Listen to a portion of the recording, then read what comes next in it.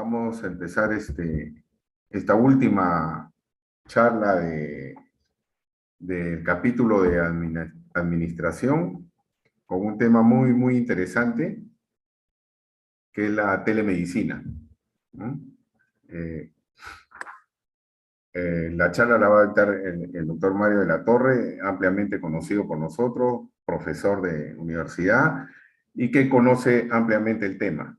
Esto que, como comentábamos hace un momento, rápidamente se improvisó a raíz de la pandemia, pero que acá en el Perú tenemos decreto supremo desde el 2008, ¿no? Con el Plan Nacional de Telesalud y que se debió implementar, pero que a raíz de la pandemia en el 2020, 2021 salieron nuevas resoluciones y que sirvieron para tanto la empresa privada como los hospitales públicos implementar este sistema. Así que, nada, las gracias a Mario por aceptar este tema y por capacitarnos en todo esto. Mario, te paso. Muy amable por la invitación. Habíamos estado viendo justo en otras fechas, pero bueno, se dio esta la última. Y interesante porque quienes están son los que están interesados en el asunto. Y déjame compartir la pantalla para poder comenzar con esto. Entonces, voy a entrar por aquí a ver esto de la telemedicina. Y es importante saber, ¿me están viendo, Javier? ¿Está ahí esto? ¿Sí? ¿Vamos? Sí, perfecto, perfecto. Muy bien. Entonces, como tú bien decías y como conversamos, la telemedicina, a pesar de que ya estaba normada, a pesar de que teníamos las directivas, no avanzó hasta que no pueda haber habido esta pandemia. Esta pandemia desató muchas cosas y pues la gente al comienzo, y te digo por experiencia propia, ¿no? O sea, ¿qué hacemos? Doy una teleconsulta, los pacientes me llamaban, doctor, usted puede hacer consulta, no sabía qué hacer, no sabía cómo hacer, pensaba, ¿y ahora qué cosa voy a hacer? ¿Cómo voy a cobrar? ¿No voy a cobrar? Al comienzo te digo, yo decía, esto no es consulta, esto es, al comienzo yo lo manejaba como voy a dar un consejo, por lo tanto no te puedo cobrar una consulta. Hasta que al final se comienza a institucionalizar, y como te das cuenta, nos subimos al carro, y la pregunta es, todos hemos hecho de una u otra manera, pero la pregunta, ¿le hemos hecho bien? ¿Qué va a pasar ahora que la pandemia va a ir, bueno, todavía tiene para largo, ¿no? Pero lo que va a pasar es, ¿qué va a suceder ahora después de la pandemia? ¿Se va a mantener? No la telemedicina, pero por ejemplo el Zoom o la clase a distancia, en la universidad nos las quisieron poner hace muchísimo tiempo. Y no se dio hasta que fue la pandemia. Y me acuerdo la primera reunión de capacitación, fue una locura. Pues, o sea, un profesor preguntaba, tiene que poner la tecla de escape. Y decía, ¿cuál es la tecla de escape? ¿Dónde está la tecla de enter? O sea, nadie estaba metido en el asunto hasta que nos tocó estar metidos. Entonces, vamos a ver. Como decíamos, pues, el COVID desarrolló en todo el mundo esta tendencia, ¿no? Entonces, y al Perú ha sido uno de los países que peor les ha ido en cuanto a la cantidad de muertos por la población que se ha contagiado, pero también somos innovadores, o sea, somos recurseros, por decirlo así. Pero a veces, por ser recurseros, lo hacemos mal también. Entonces, vamos a ver de esta telemedicina, de este impronto de telemedicina, ¿qué fue lo bueno? ¿Qué fue lo malo? ¿Y qué fue lo feo? Aunque ya saben qué ha sido lo malo, lo bueno y lo feo, pero ahí vamos. Lo malo del COVID y lo feo para los doctores es que disminuyó, ¿se acuerdan al comienzo? El número de pacientes en consulta en la clínica, entonces tuvimos que parar. Nos chocó tremendamente nuestra capacidad económica, no solamente ahora con el dólar que ha bajado, pero en ese momento se postergaron las cirugías selectivas, las cataratas, obviamente, y otros procedimientos relacionados o no con ella, ¿no? Aparte se perdieron profesionales de salud, no solamente médicos, enfermeras, técnicos, ya sea por muerte, por cuidado preventivo de ellos, o porque la gente no quería exponerse a ellos ni a su familia, entonces nos afectó. Y realmente eso fue lo malo y lo feo de la pandemia. Para los pacientes, ¿qué fue lo malo y lo feo? Los ancianos y los adultos tuvieron el mayor riesgo y por lo tanto tuvieron el más temor a la infección. No acudían a la consulta normal, o sea, solamente a la urgente, y eso, ni iban a la urgente, y también a la necesaria tampoco no iban, y cuando iban no había sitios. Yo me acuerdo, pacientes me dicen, no me dan cita en salud, no me dan cita en el INO, no me dan cita en tal cosa, etcétera, porque todos teníamos miedo, o sea, todos teníamos miedo del asunto. Yo he tenido familiares fallecidos, todo el mundo ha tenido en su familia por alguna cosa. ¿Y qué llevó a esto para los pacientes? Que aumentó la morbilidad y la mortalidad en los pacientes en general. Y nosotros, en los casos oftalmológicos, pues no había cómo ponerle Avastin a la persona, no había cómo hacerle la cirugía de glaucoma a la persona, etcétera, porque las enfermedades crónicas disminuyó el cuidado. Y eso se llevó a que había progresión y empeoramiento de las enfermedades visuales, y esto ha llevado a pérdida de visión. Ahora, no sé si se han dado cuenta, se ha cambiado esto, la gente ha salido en tropel. Es más, en el consultorio yo tengo que estar aguantando a la gente, pongan su mascarilla, entre acá, yo estoy vacunado, me dicen, no importa, igual te puedes contagiar, así que aquí vas a cumplir las reglas que tenemos todos. ¿Y qué fue lo malo y lo feo para la sociedad? O sea, si nos hemos dado cuenta y podemos darnos cuenta de que es un foro de administración, se reevaluó las prioridades, tanto en la vida personal como en la institucional, en nuestras inversiones, en nuestra manera de administrar nuestras cosas. Pienso yo, que esto va a ser un cambio del estilo de vida, en el cambio del estilo de trabajo, y por lo tanto vamos a tener nuevas herramientas y nuevas cosas. Y una cosa tremenda es que evidenció y desnudó la carencia del sistema de salud. Y nos dimos cuenta de que todo lo que habíamos peleado por mucho tiempo, como gremio médico, o todo lo que habíamos visto, pues tenían razón, ¿no? No lo supimos explicar de repente, o no nos hicieron caso, pero esto se fue muy mal. Además, toda esta una incertidumbre y malestar en profesionales de salud, y también mayor riesgo de su trabajo.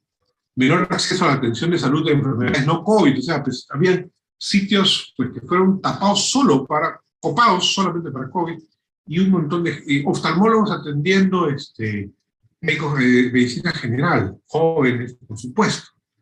Aumentó la pobreza, hubo inequidad en el acceso a la salud, subieron el costo de los insumos brutalmente, ¿se acuerdan las mascarillas cuánto costaban? Las cosas mínimas nos estafaron, ¿no? La gente se aprovechó, desnudó la parte más vil del ser humano. Y medicamentos esenciales pues subieron exorbitantemente, ¿no? Las máscaras, el oxígeno. Esto también causó malestar y decepción en la sociedad, y estamos viviendo hoy las consecuencias políticas de esa situación.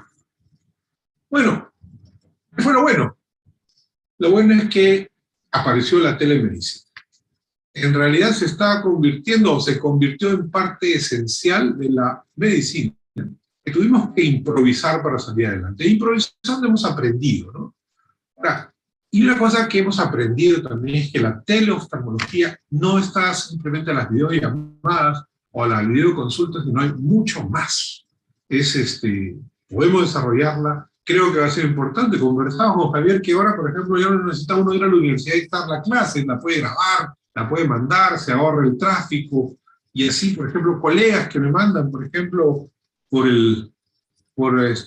chats, ¿qué te parece este paciente? Me ha pasado esto, me mandan videos. En la parte de imágenes esto se ha ido tremendamente bien porque es muy fácil de ayudar o de hacer consulta con las imágenes si es que tienes al paciente en un sitio donde le están tomando imágenes. Pero el experto puede estar en otro lado y ayuda, y eso ha sido un cambio brutal. ¿Qué es lo bueno entonces de esta pandemia, de la telemedicina?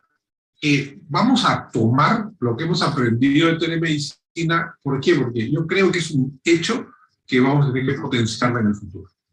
Y tendremos que buscar cómo formarnos. La universidad tendrá que buscar formar a los médicos en hacer telemedicina. Y una cosa también interesante. Yo, por ejemplo, refracciones, por el hecho de que la gente estaba con la máscara, la gente estaba acompañaba los lunes, y yo no quería que se quitara la máscara, ni yo quitarme la máscara, y no estaba a 20 centímetros las personas, pues aprendí un poco a mover esto, no por telemedicina, pero a tener un grupo de mis pacientes que ya los separaba. Estos son para exámenes auxiliares, estos son para consulta, estos son para refracción, etc. Entonces, optimicé, hice un triaje. ¿Ya? Entonces, ya no vería aleatoriamente a los pacientes, y eso también se puede hacer en instituciones, en clínicas y en hospitales, derivar a determinada fuente de trabajo, por ejemplo, un grupo de médicos quizás que hagan el triaje, y los superespecialistas pues que hagan lo que tienen que hacer, su superespecialidad. Eso nos ha enseñado la telemedicina también. Entonces, no es posible que un cirujano de alta complejidad de retina esté viendo conjuntivitis. O sea, hay que saber diferenciar. La telemedicina nos va a permitir hacer eso. Lo bueno para los doctores, entonces, es que, miren, esa gente que acude a nosotros en cualquier parte, en el hospital, en la clínica, en el consultorio, la podemos nosotros ver según la atención. Si vamos a los pacientes que requieren un cuidado intermedio o un cuidado básico, lo podemos reclutar, los podemos seguir por telemedicina, quizá optimizando nuestros horarios. O sea, hacer un poco lo que hemos hecho, home office, con estos pacientes. Y pasar más tiempo clínico en procedimientos, o en sala de operaciones, o en el caso mío en imágenes, para incrementar un mayor número de procedimientos y cirugías, y dedicar las consultas quizá con la telemedicina o con un grupo que nos esté ayudando, o hacerlo de otra manera en un horario donde tengamos separados nuestros pacientes. Entonces, haciendo eso vamos a ser más eficientes en el tiempo y en el espacio. Entonces, quien administra esos sistemas de salud va a tener mucho mayor posibilidad, sin hacer esto que sea una máquina ni una línea de producción. Y también lo que hablábamos, ¿no? En la mañana me decía, fui a la vía expresa y era intransitable. Si yo en ese momento estuviera en el Lino, no podría ir, ¿no? Porque desde acá de mi casa, que queda en Surco, hasta el Lino, fácil eran 2 horas. Con esta telemedicina podemos reducir el agotamiento y el estrés, trabajando algunas cosas en casa y esperando a que la hora pico baje, o la hora punta baje, y ahí movilizarnos. Claro, eso no se puede hacer en el hospital. En el hospital tú decías, yo llego más temprano y me voy más temprano, y la gente estaba metida en la cabeza que eso no podía ser así. Yo creo que ahora con la telemedicina ese paradigma de las horas estrechas o el tiempo exacto tiene que cambiar. Y tenemos que nosotros estar ahí. Y una cosa interesante también, la telemedicina nos está sirviendo para marketear nuestra práctica. Porque mucha gente se entera de estas cuestiones, tienes la media que la estás haciendo adecuadamente. Yo creo que esto también nos ha dado muchos doctores que estaban en la parte oscura del asunto, escondidos, que no han salido con este marketeo. Claro, obviamente quien está más organizado lo hace mucho mejor, pero nos va a obligar a organizarnos, a marketearnos también. Para los pacientes, no sé, de repente podemos discutirlo, ¿no? Pero muchos pacientes se sienten cómodos, especialmente si tienen el miedo de atenderse ahora en la pandemia, de que los atiendan en su casa. No querían ir, y era conveniente para ellos. Ahora, tienen expectativa los pacientes. ¿Me va a atender? ¿Cómo me va a atender? Y esa expectativa tenemos que canalizarla adecuadamente para llegar a ¿qué?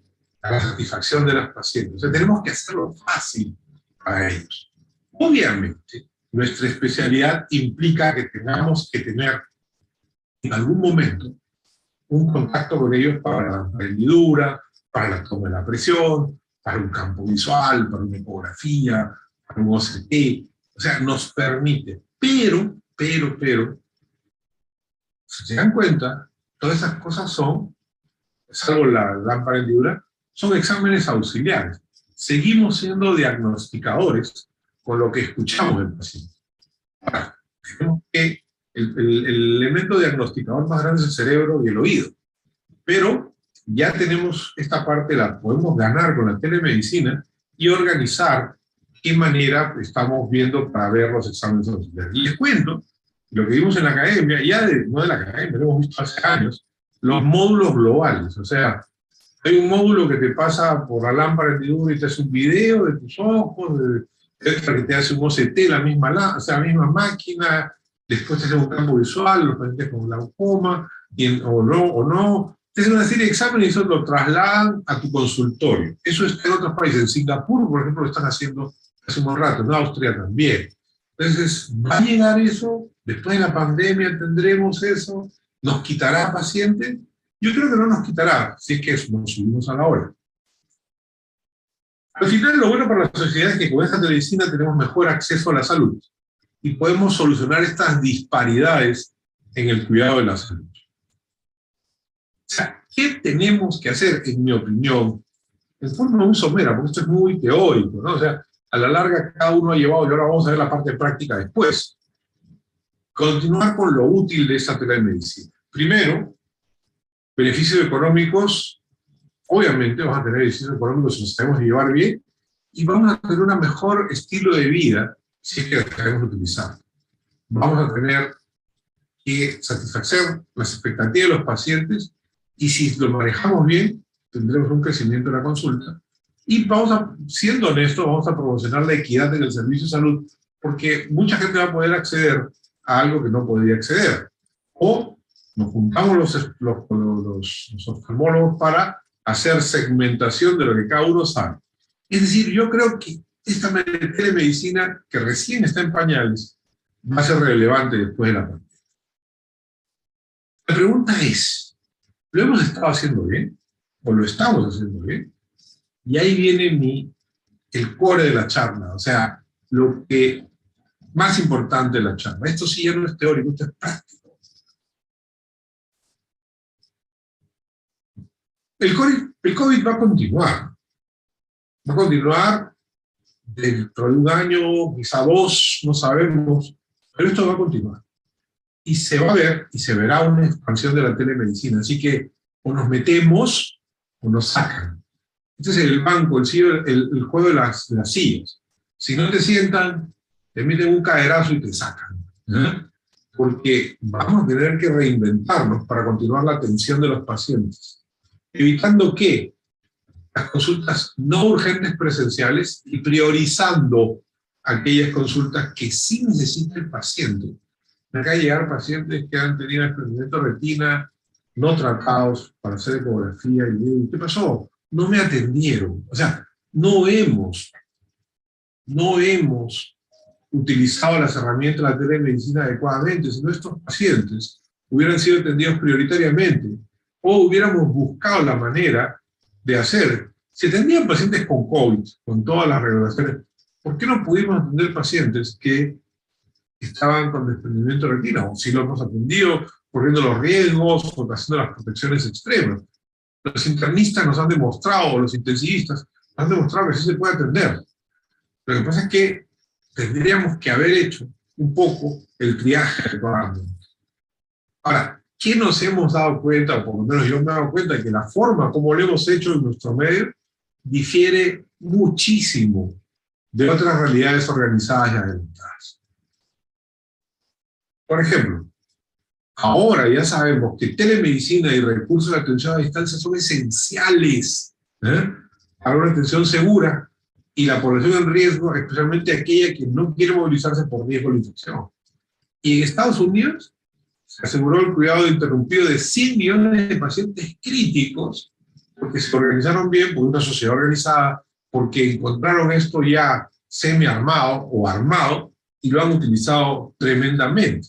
Inclusive hay proveedores privados de que te dan plataformas, medios y formas para que tú uses sus plataformas para darte la medicina. Mi hijo lo fue a visitar porque él vive fuera, está en Colombia y trabaja en una compañía que no tiene nada que ver con farmacología, es una compañía de cervezas, Ambev.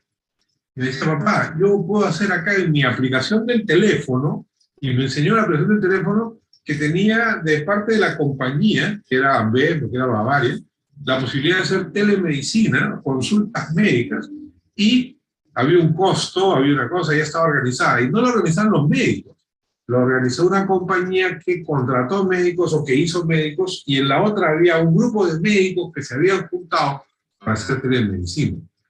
Entonces, inclusive, con estas cosas del seguro, ¿no?, les abrió un camino a aquellos que querían prescindir de la gente que dice, bueno, no, tu seguro no te lo cubre, no te va a hacer, entonces me voy a la práctica privada. O sea, fue un renacimiento en algunos sitios de las prácticas privadas, independientemente de los seguros. Hasta que los seguros se dieron cuenta y comenzaron a presionar para que también utilizaran, hicieron sus plataformas. Así que cuidado, una vez está hecha la cosa, todo el mundo reacciona. ¿Cuál es la ventaja que tenemos ahorita?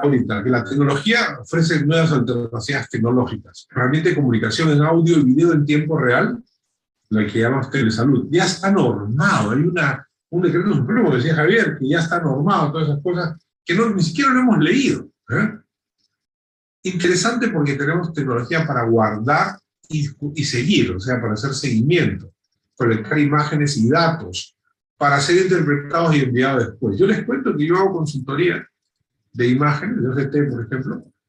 Un amigo no es experto en OCT y confía en lo que yo le digo, me manda los OCT, me manda videos, me manda imágenes, y los discutimos con él y tratamos de ver cómo hacemos esta medicina. Esto es real, esto ya sucede, ¿no? Hay herramientas también de monitoreo remoto, tanto de signos vitales y oftalmológicos, con Bluetooth, o con signos biométricos, ¿no? Hay inclusive muchos de los, por ejemplo, el ecógrafo ahorita tiene capacidad de pasar datos por Bluetooth, muchos tonómetros que tienen capacidad de pasar datos por Bluetooth. Entonces, las mismas plataformas de exámenes ya están tomando eso porque se dan cuenta que ahí está el futuro.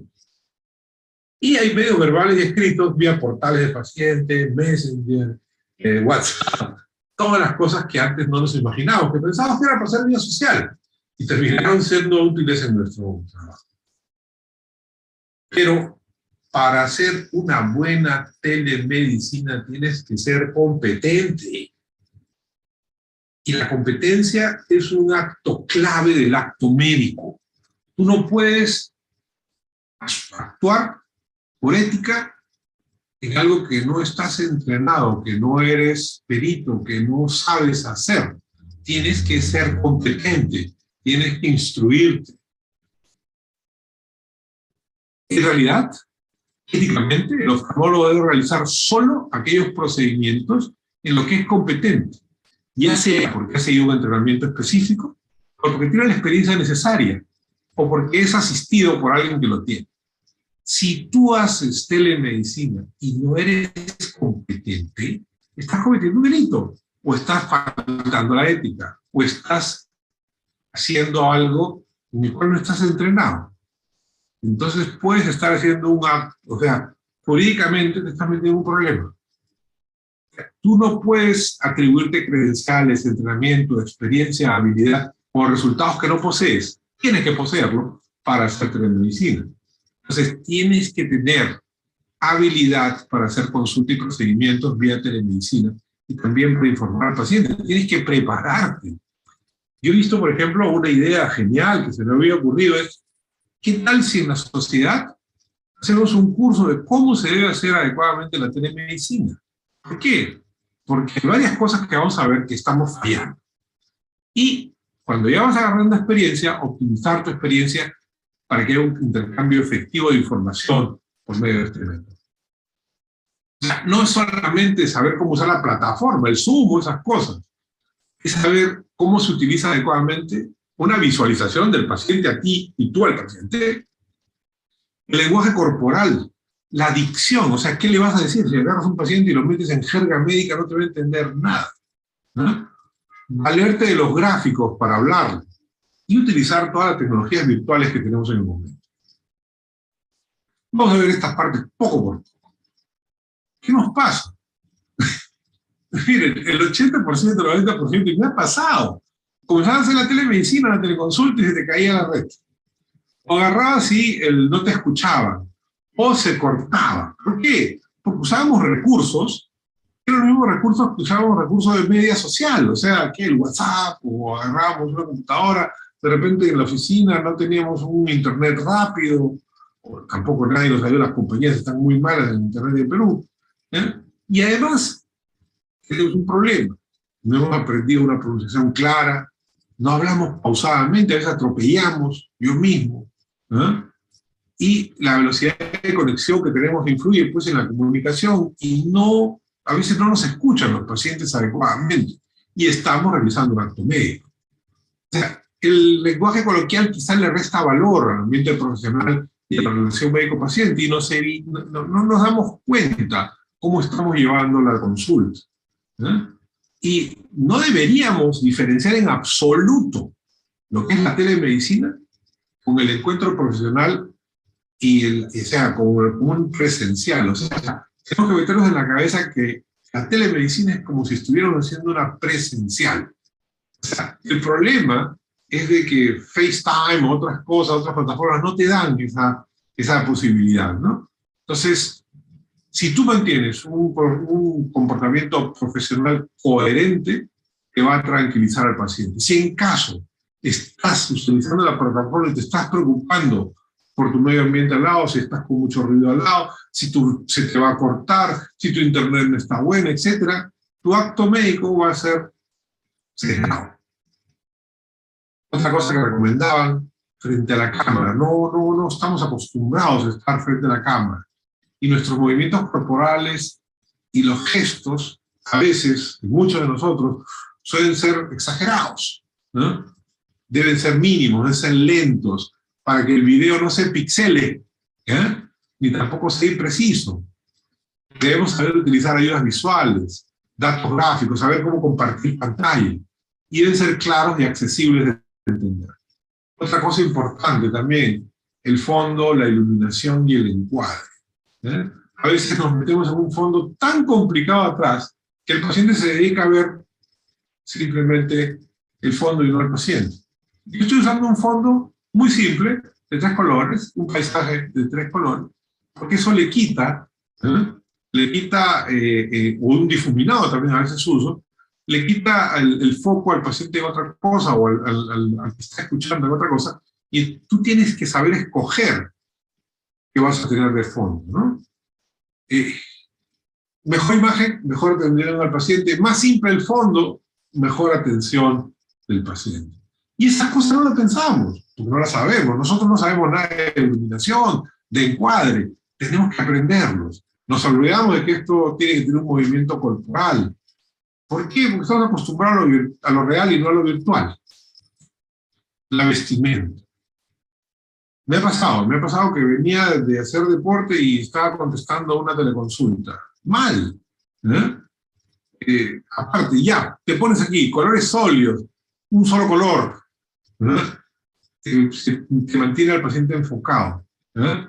Un color sólido, azul oscuro, negro, sólido en rojo fuerte, o algo sobre un fondo neutro, hace que tu imagen se destaque de lo que está atrás, ¿no? Ahora, imágenes y hallazgos clínicos los tienes que saber transmitir a los pacientes, compartir la pantalla, tienes que reconocer y practicar en la plataforma, no puedes mandarte a hacer telemedicina como espontáneo, ¿no?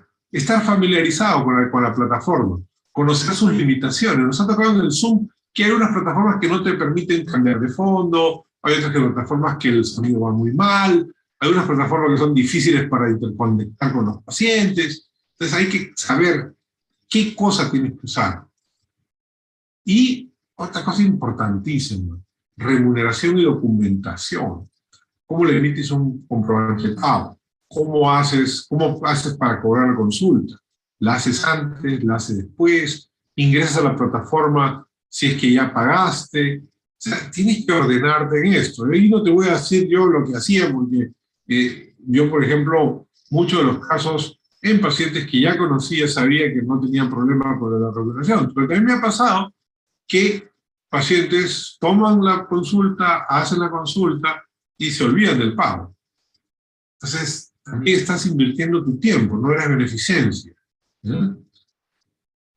Otra cosa, si estás haciendo en un ambiente de consultorio, bueno, es más fácil, pero en una clínica o en un hospital tienes que tener apoyo para solucionar problemas técnicos.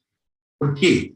Si eres toda una institución y tu transmisión falla, o la visita virtual falla, eso le va a tener me va a quitar confiabilidad. Y la comunicación que tienen los pacientes es brutal, o sea, están a calificar, ¿verdad? Entonces tienes que tener cómo solucionar los problemas. A todo el grupo que está escuchando, ¿alguien hizo alguna vez una teleconsulta con consentimiento informado? No. Pensamos que eso solamente se da en cirugías, que eso se da en procedimientos con riesgo, pero por ley nos deberíamos tener un consentimiento informado para hacer una consulta, porque tenemos que hacer varias cosas. El conocimiento informado tenemos que explicarle al paciente que él tiene que tomar las decisiones autónomamente. Tenemos que explicarle al paciente, según el conocimiento informado, lo que vamos a hacer en la consulta. ¿Qué riesgos tenemos? ¿Qué beneficios tenemos? ¿Qué nos va a faltar hacer? ¿Cuáles son las limitaciones del proceso? Y advertirle sobre las medidas de seguridad y cómo es la toma de decisiones en el proceso, porque el paciente tiene derecho a saberlo. Y créanme o no, esto no ha pasado, no sé si alguien en el grupo lo puede decir, pero tiene implicancias legales. El doctor me vio en la telemedicina y mire, mi presión estaba volando y me quedé ciego porque no me dijo que yo tenía que hacer tal cosa. Igual que cualquier consulta. Con el agravante, aquí lo estamos viendo los pacientes. El consentimiento informado debería tener 4 pilares. Tenemos que decirle al paciente y evaluar al paciente que él decida, que él sea competente para decidir qué cosa está bien, qué cosa está mal, qué va a hacer luego de la consulta. Divulgarle la información relevante sobre qué riesgos, qué beneficios, qué limitaciones tiene esta consulta. Esto no es una consulta frente a frente. Aquí sí estamos, sin estar en contacto, estamos creando otro tipo, y aquí sí se necesita que el paciente esté informado. Y también evaluar si el paciente nos comprende o no. Porque si el paciente no te comprende lo que estás haciendo, se va a quedar tremendamente insatisfecho con lo que espera. Me pasa a mí, inclusive en la virtual, en la real, perdón. Una de las consultas más rápidas que hago yo es biometría. Biometría es con el Lion Master 700, que lo tengo.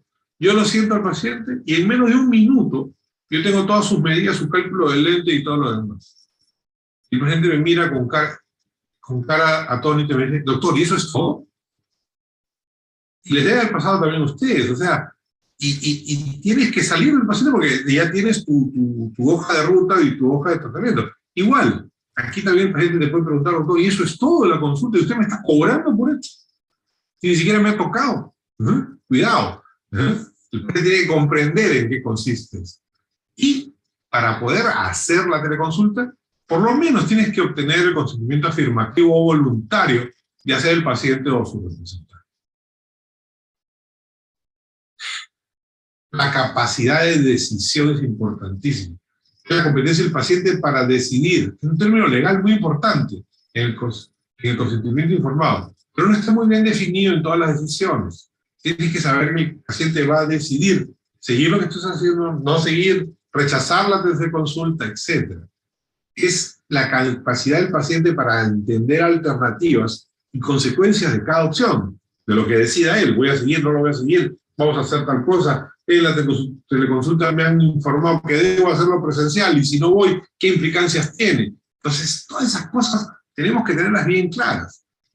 Y la capacidad de evaluar el paciente, el costo-beneficio personal, ¿ya?, en su propia escala de valores y prioridades. O sea, aquí es bien importante saber si el paciente o su representante es capaz de que pueda evaluar esto. Muchos de nuestros pacientes no lo hacen.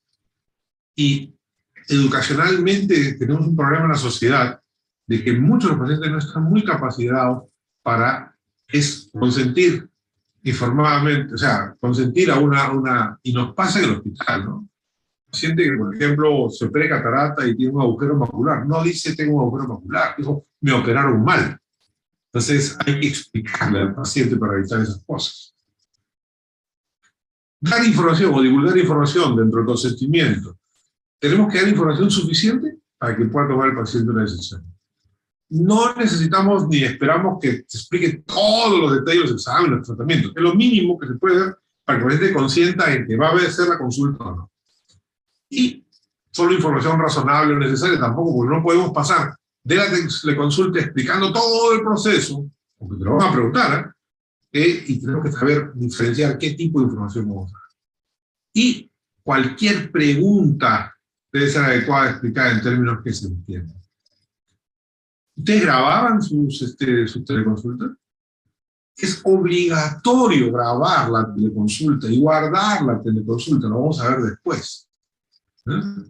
Siempre incluir los riesgos de la teleconsulta, lo que es beneficios y riesgos, medidas de seguridad, qué consecuencias hay de aceptar la teleconsulta, y el teórico debería ser firmado por el médico del paciente según la plataforma que tenga, la fecha y entregada. Y si no puede ser firmada y la has grabado, tiene que tener el consentimiento del paciente en tu grabación y decirle, ¿usted está de acuerdo en continuar con la teleconsulta ya que le he explicado cuáles son los alcances o no? Porque eso te puede salvar legalmente. No sé cuánto está la gente haciendo acá esto, pero en otros países esto es obligatorio. Y te evita, en países como Estados Unidos, que te demandan por todo. Esto te salva. No sé acá cómo estará, pero no es mala idea hacerlo. Obtener ese consentimiento, aunque sea verbal. Conflicto de intereses. ¿Alguien pensó en los conflictos de intereses durante la teleconsulta? Obviamente aquí no tenemos plataformas que hemos creado médicos entre grupos. Acá utilizamos lo que hay en la tecnología.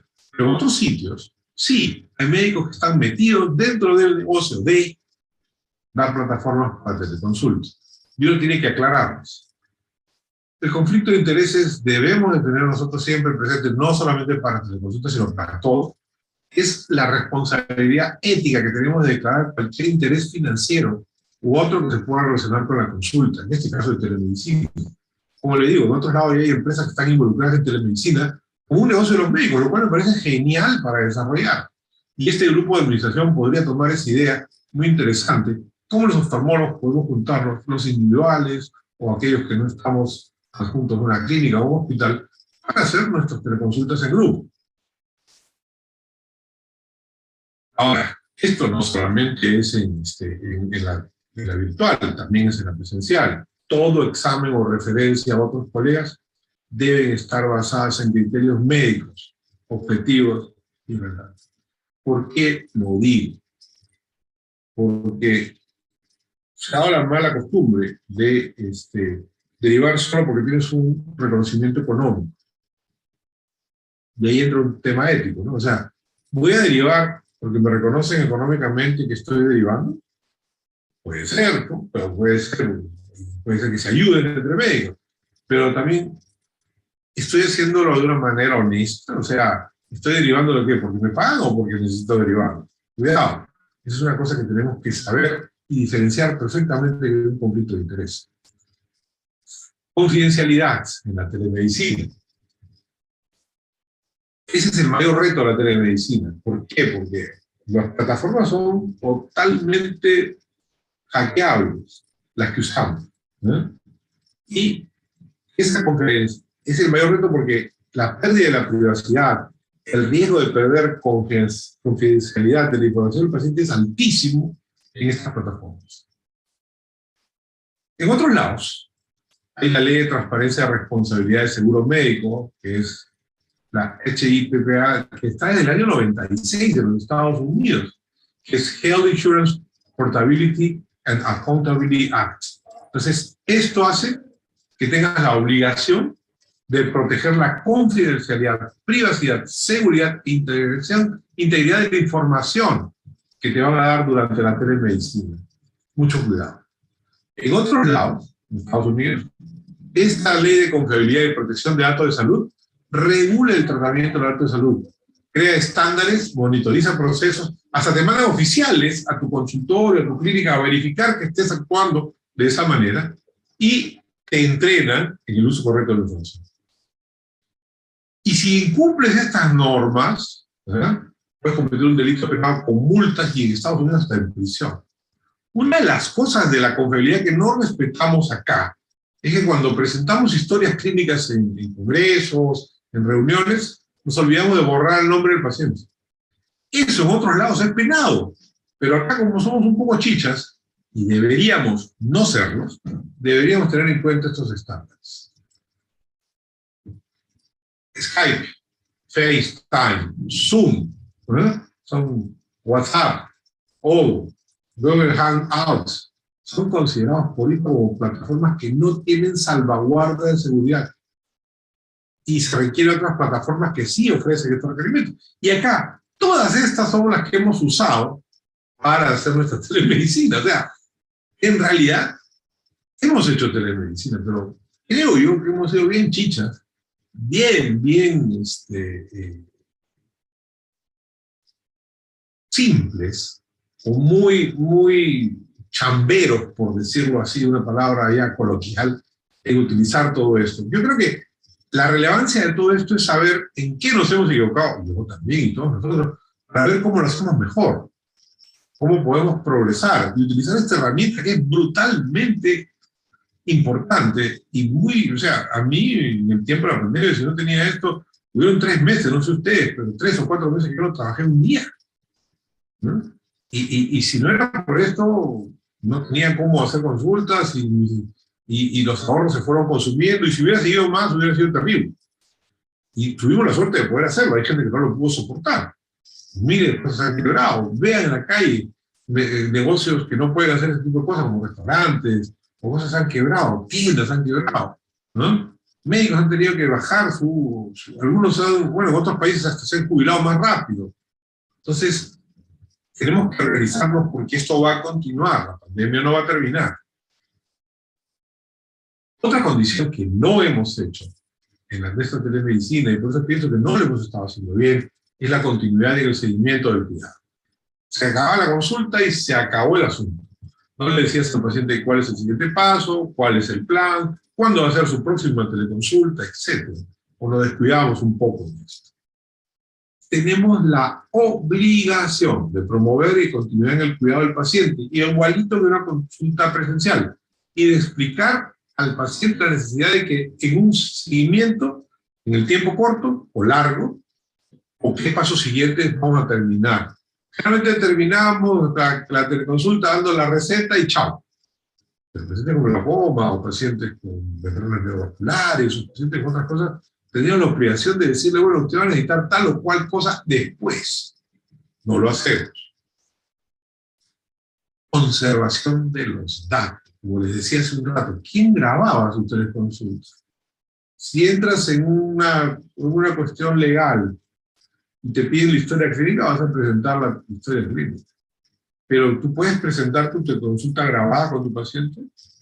Deberíamos haber conservado esos datos, ¿no? Tenemos una obligación de preservar en telemedicina y conservar y guardar los datos. ¿Por qué? Porque tenemos una relación médico-paciente y esta relación determina la continuidad de este cuidado. Así que mucho cuidado, asegúrense de grabarlo. Cuando graben, en la plataforma que sale, van a ir a la plataforma y van a encontrar la grabación al final de cada... En Zoom, por ejemplo, es muy fácil la grabación. Esta conversación se está grabando y va a quedar en un archivo. Y ese archivo lo tienes la obligación de tenerlo. A veces queda un poco la nebulosa cuánto tiempo tenemos que tener, ¿eh? La razón más importante es poder compartir información con quién, con otro colega de salud, sobre el mismo paciente, sobre sus signos, síntomas diagnósticos, plan de tratamiento. ¿Para qué? Para beneficiar al paciente. Y si hay una auditoría legal, obviamente, si eres particular, difícil, pero en una clínica, en un hospital, sí que van a hacer la auditoría legal. Y te van a decir, bueno, usted hizo la teleconsulta, conservó los datos, los tiene, están ahí. Entonces también saber meternos a que somos competentes o no, ¿eh? Muchos digo, bueno, vamos a hacerlo, ¿por qué? Y hay que hacerlo. Y algunas entidades obligaban a que hicieras teleconsulta. Pero tú tenías que saber dónde estaban tus derechos y dónde estaban tus obligaciones. Si no tienes claramente cuánto tiempo, fíjense lo que hacen las recomendaciones que tiene HIPPA. Dice que guardar los datos, ya sea de consulta virtual o de consulta presencial, Miren, esto yo no lo sabía. En adultos son 10 años de la fecha de la última visita. Yo había votado los de hace 5 años. O sea, estoy mal. Y ustedes seguro que han hecho lo mismo. Ahora, como tengo algunos en la historia electrónica, desde que tengo la historia electrónica es más fácil. Pero en menores de edad, el problema legal viene de los 28 años del nacimiento. ¿Por qué? No es nuestro caso, pero aquí hacen psicología pediátrica, van a tener que guardar mucho más tiempo esto. Y van a tener que olvidarnos de tener historias en papelito. Vamos a tener, ya está la ley también, eso lo conversamos alguna vez, la historia electrónica. Y fallecidos por cuestiones legales hasta 5 años de la fecha de defunción. No estamos hablando de oftalmología, estamos hablando en general en medicina. Eso es la recomendación. Tendría que revisar la ley para ver cuánto es acá en Perú. Pero esta es la recomendación máxima. Esto ya es el extremo de ser celoso. Consideraciones legales de la telemedicina. Cuidado. Son exactamente iguales a la consulta presencial y deben ser tomadas para evitar mala práctica. Y esto se nos va a venir encima. Al final, ¿qué podemos llegar de conclusiones? Se trató de ser muy extenso, un poco preciso en decirles cuál y tal la cosa. Esta charla está más orientada a tratar de descubrir qué hemos estado haciendo, qué tendríamos que mejorar. Yo no tengo acá la llave para decirles a ustedes esto tiene que ser así ni así. Esto es una reflexión. La charla, el objetivo es una reflexión. Hemos estado utilizando todos, o no todos, algunos sí, otros no, la telemedicina. Es una herramienta que nos va a permitir llevar consulta de oftalmología general o cualquier subespecialidad a cualquier zona que necesite y que sea difícil de proveer. Tenemos que tener en cuenta que es, en el sentido estricto, igual a la consulta normal, pero en otras condiciones. Y debemos mantener toda nuestra responsabilidad de competencia, capacitación ética, veracidad, porque son lo más importante. Así que la conclusión es la siguiente. Creo que todos hemos improvisado, salvo honrosas excepciones.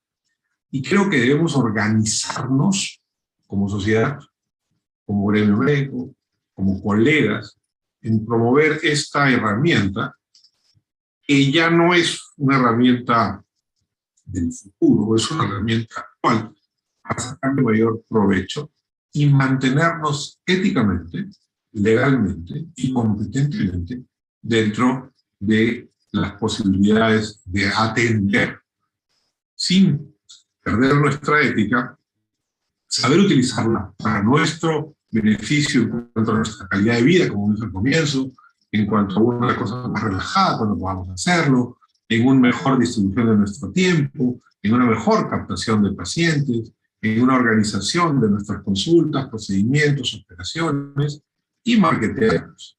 Yo creo, los que estamos ya con canas, un poco más difícil, pero tenemos la obligación moral de juntarnos con nuestros médicos jóvenes y como sociedad incluir dentro de nuestras actividades, hacernos competentes primero en este tipo de consultas, siguiendo los lineamientos que están ya dados en otras zonas y asumirlos como propios o modificarlos a nuestra realidad, de tal manera que sea una herramienta útil para el desarrollo de los pacientes y de nosotros. No sé, eso es más o menos un resumen. Creo que este tema lo estamos aprendiendo entre todos, lo vamos a seguir aprendiendo y sería bueno no quedarnos acá en esta charla, sino conversarlo, discutirlo, planearlo y normarlo de tal manera que sea favorable para nuestros pacientes y para nosotros. Muchas gracias. Muchas gracias, Mario.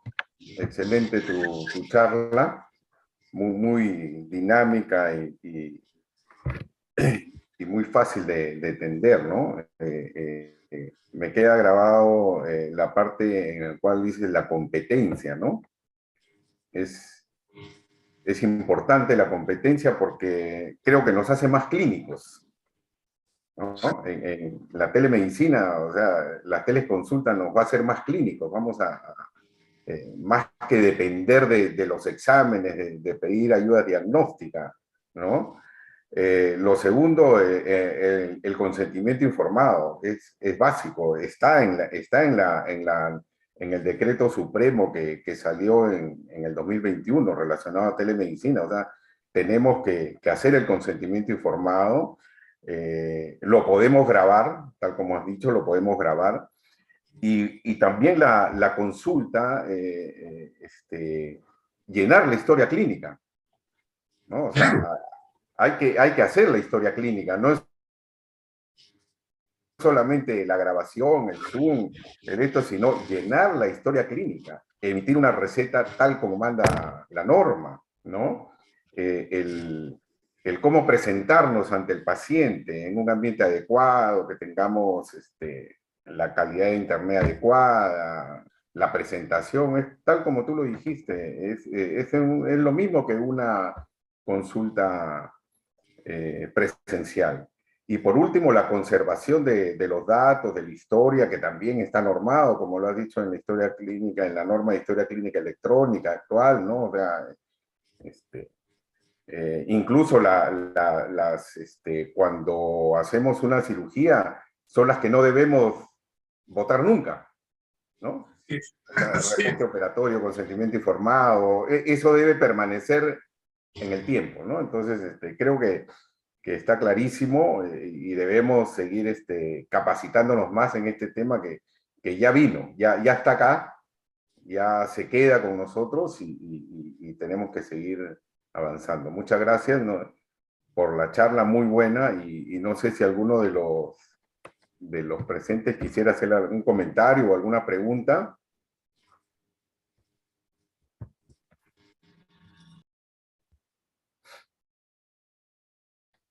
Yo preguntaría también cómo, ya que también es tu campo en el equipamiento, ¿no? O sea, en relación hemos visto en otras partes cómo hay equipos, cámaras retinales, como, ¿no?, en atención primaria, y que son vistos por especialistas en hospitales complejos, y que nos permiten descartar o diagnosticar retinopatías diabéticas, por ejemplo, ¿no?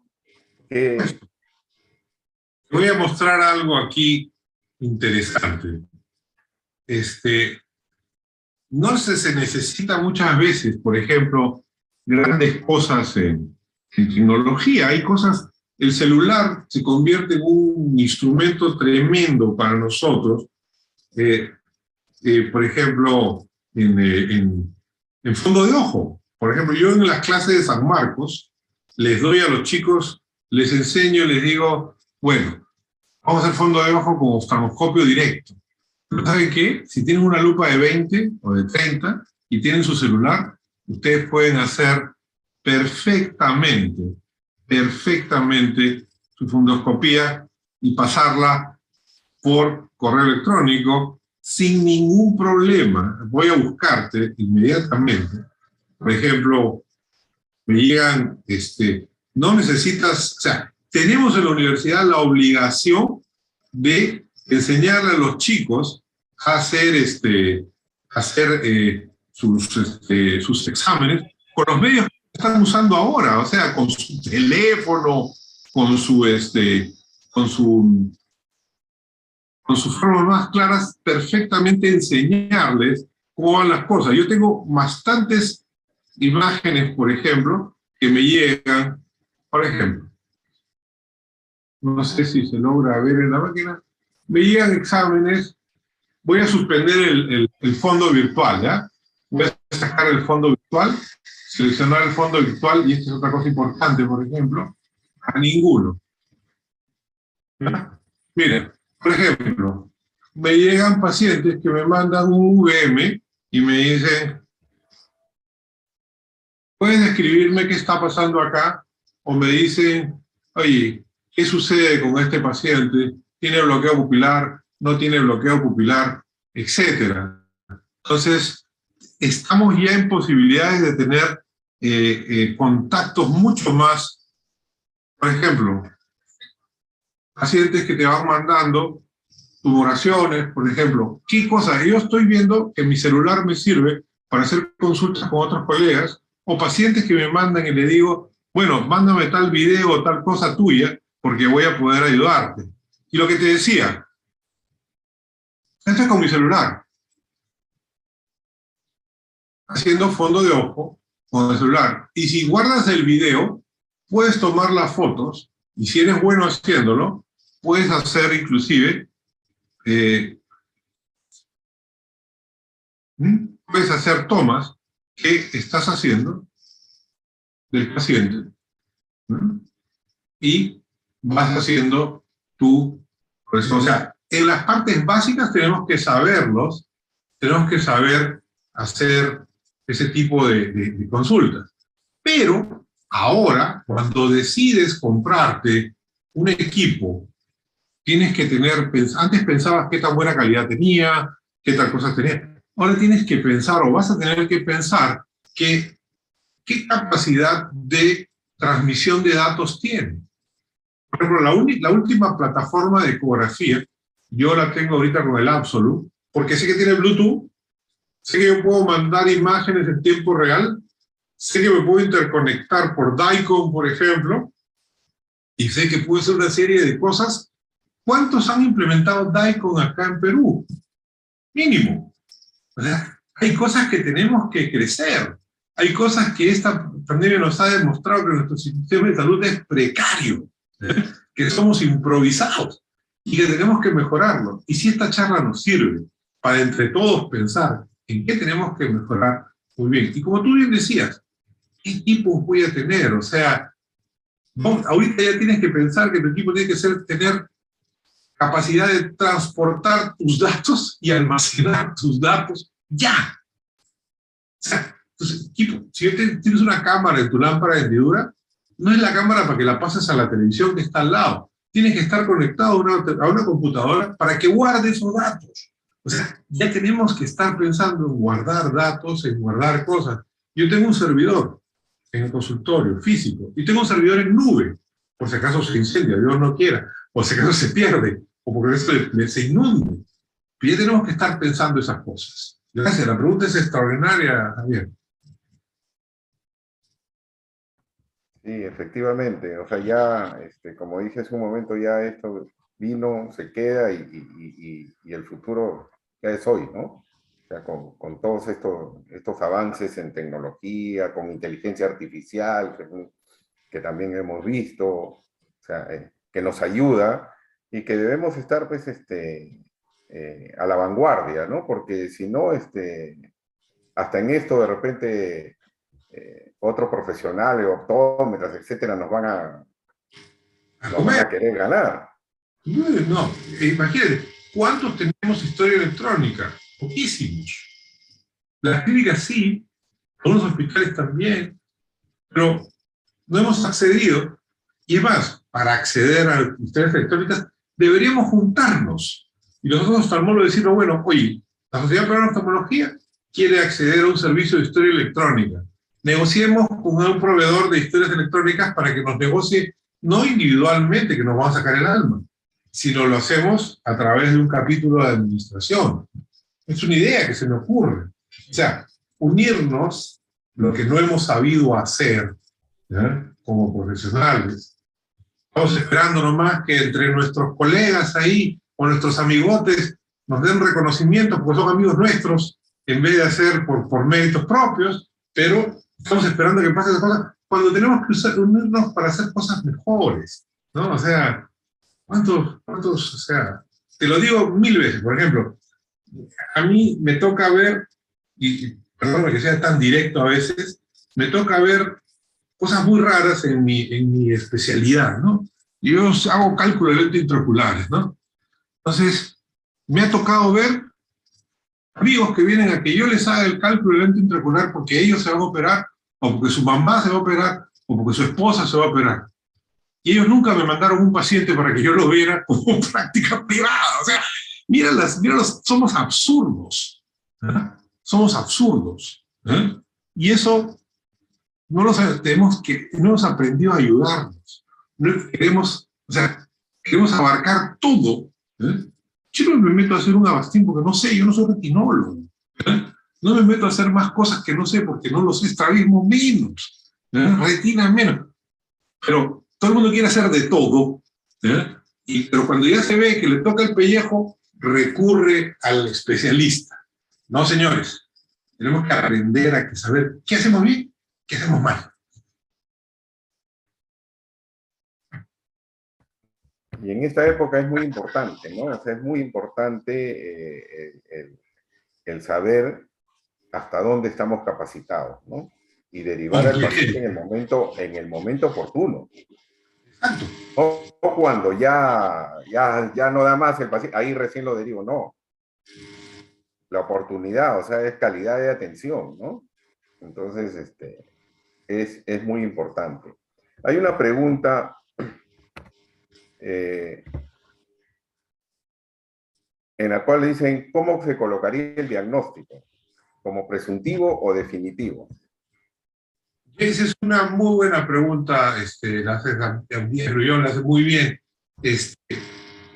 Yo pienso que mientras no, o sea, hay una cosa que he aprendido en medicina, hay dos palabras que no se usan, siempre y nunca. Y aún cuando estemos muy seguros de algo, de repente no es aquello que nosotros pensamos, porque nadie es dueño de la verdad absoluta. Yo creo que poner o sea, es muy osado de nuestras partes, al menos que sea absolutamente obvio, ¿no? Un diagnóstico definitivo. Yo siempre he sido cauto, inclusive en los reportes de ecografía siempre he sido imagen que sugiere, ¿no? Porque ecográficamente se ve, porque es lo que estás viendo en ese momento. Entonces, y aparte que la ecografía no es diagnóstico, es ayuda al diagnóstico. Pero siempre yo trato en estos casos, y yo estoy de acuerdo ahí, y sería bueno discutirlo, yo pondría como presuntivo, de una manera, explicaría, en mis historias yo trato de ser descriptivo, porque de repente no sé el diagnóstico, pero alguien que sí sabe el diagnóstico y lo lee, lo interpreta. Entonces tenemos que ser humildes y pensar que no siempre tenemos la razón, y tenemos que poner nuestra presunción diagnóstica. Ahora, si no hemos tenido tiempo de corroborar aquello que hemos pensado, porque el diagnóstico se basa en las leyes clásicas que nos han dicho, la anamnesis, ¿verdad?, completa, el examen clínico y las pruebas. Eso es lo que viene en el diagnóstico. Si no tenemos completo, yo no me atrevería, salvo que sea extremadamente obvio, ¿verdad?, el diagnóstico. Y te voy a contar una anécdota simpática. A ver, estaba en el Lino y salió una señora gritando, pues, ¿no? Le gritaba, yo quiero ver al jefe de servicio, yo quiero ver al jefe de servicio. Y a la pobre enfermera la tenía loca, ¿no? Entonces agarra y salgo y le dice, bueno, señora, por favor, yo soy el jefe de servicio. Y también me comienza a gritar a mí, ¿no? Entonces le dije, señora, ¿sabe qué? Espérese un ratito. Agarré el recetario y le dije, tómese estas 2 pastillas de Aldol y además su Prozac y le va a hacer muy bien. Pero me está usted insultando. No, le estoy diagnosticando, señora. Usted está mal de la cabeza, tiene un trastorno psíquico, y la Nación me ha dado a mí un título para diagnosticar y tratar. Yo no le estoy insultando al decirle que usted tiene una enfermedad mental, le estoy diagnosticando y le voy a dar tratamiento. Así que en eso tenemos que estar. En ese caso no era presuntivo, ahí era definitivo. Pero bueno, tenemos que saber diferenciar esto. Bien, Díaz, muy buena. Y yo creo que también concuerdo contigo, porque al no hacer un examen clínico completo debemos hacer presuntivo, ¿no? O sea, no debemos de diagnosticar definitivo, porque con los problemas médicos legales que existen en la actualidad, pues tenemos que cuidarnos, ¿no? O sea, tenemos que cuidarnos y dejar constancia de todo en la historia clínica, ¿no? Es importantísimo eso. No sé si hubiera alguna otra pregunta, comentario.